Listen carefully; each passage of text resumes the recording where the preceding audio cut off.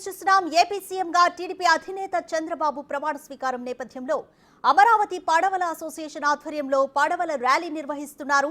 అమరావతినే రాజధానిగా కొనసాగిస్తున్న క్రమంలో హర్షం వ్యక్తం చేస్తూ కూటమికి మద్దతుగా కృష్ణానదిలో ఈ ప్రదర్శన చేస్తున్నారు. చంద్రబాబు పవన్ కోసం ఈ పడవల ర్యాలీ చేస్తున్నట్లు నిర్వాహకులు వెల్లడించారు.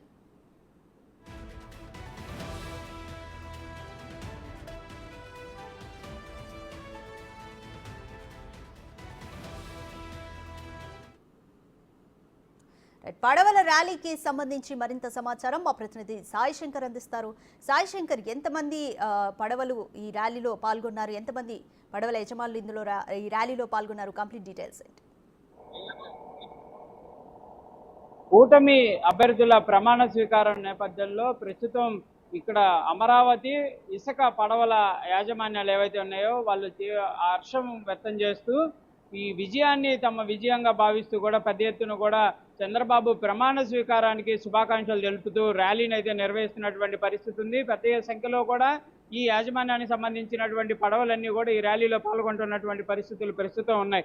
20 నుంచి 30 పెద్ద పడవలు, దాంతోపాటు చిన్న పడవలు కూడా ఈ ర్యాలీలో పాల్గొంటున్నటువంటి పరిస్థితులు ఉన్నాయి. మొత్తంగా ప్రతి పడవ మీద కూడా కూటమి అభ్యర్థులు ఎవరైతే గెలిచినటువంటి అభ్యర్థులు ఉన్నారో చంద్రబాబు కానీ, పవన్ కళ్యాణ్, లోకేష్, అదేవిధంగా బీజేపీకి సంబంధించినటువంటి సభ్యులకు శుభాకాంక్షలు తెలుపుతూ కూడా ఈ ర్యాలీని నిర్వహిస్తున్నటువంటి పరిస్థితులు ఉన్నాయి. కొంతమంది మనతో పాటు ఇక్కడ ఉన్నటువంటి స్థానికులతో మాట్లాడేటటువంటి ప్రయత్నం. ఎందుకంటే ఈ ర్యాలీ ఎందుకు జరుగుతుంది?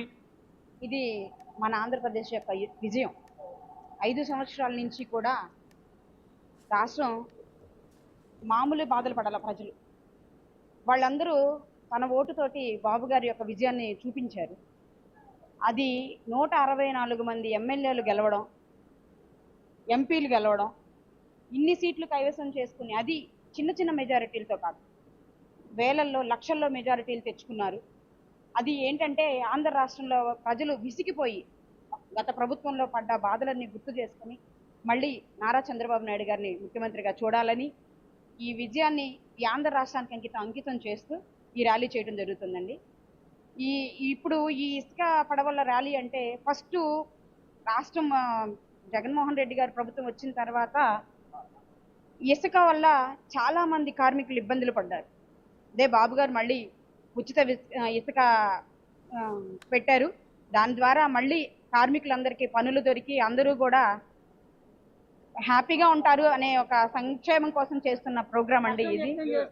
ఈ ఇసుక పోర్ట్లన్నీ కలిపి చేస్తున్నారండి.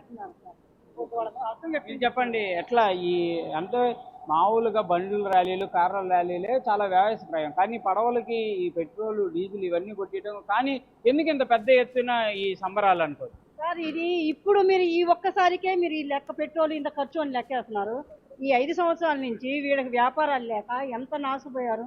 ఇసుక ఫ్రీ చేసినట్టయితే బిల్డింగ్ కార్మికులు ఎంతో లాసిపోయారు.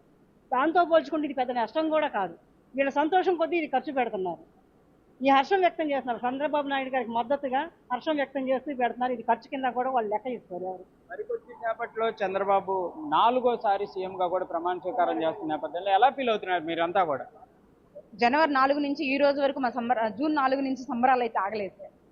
అసలు ఊహించని విజయం. ఒకప్పుడు బాబు గారిని అయిపోయింది తెలుగుదేశం పార్టీ ఏం చేశాడు, అమరావతిలో ఏం చేశాడని గెలవాలి అని చెప్పి మమ్మల్ని ప్రత్యర్థులు ఎంతో మంది ఎన్నో రకాలుగా మాటలు అన్నారు. ఎవరికి మేము ఎదురు సమాధానం చెప్పలా. ఒకటే ఒక సమాధానం, గెలిచి చూపించి వాళ్ళకి సమాధానం చెప్పాలనుకున్నాం. దానికోసం అహర్నిశలు కష్టపడ్డాం.